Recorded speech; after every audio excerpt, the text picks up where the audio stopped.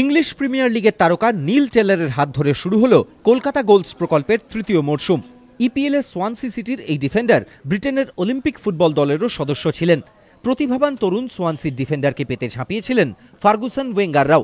মঙ্গলবার তাঁর সঙ্গেই ফুটবলের আনন্দে মেতে উঠল কলকাতার শৈশব। ভারতীয় ফুটবল সম্পর্কে ইতিবাচক অনেক কথাই শোনা গেল টেলরের মুখে।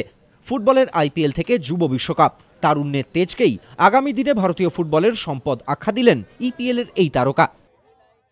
I think it's not something I know massive amounts at the moment. That's why I've come out here, you know, and looking into it now.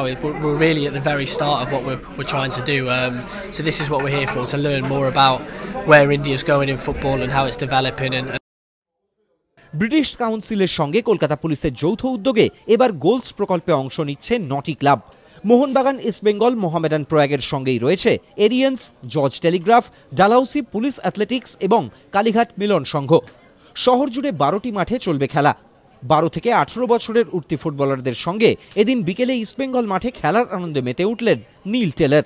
Pradipta Goswami, ABP Ananda, Kolkata.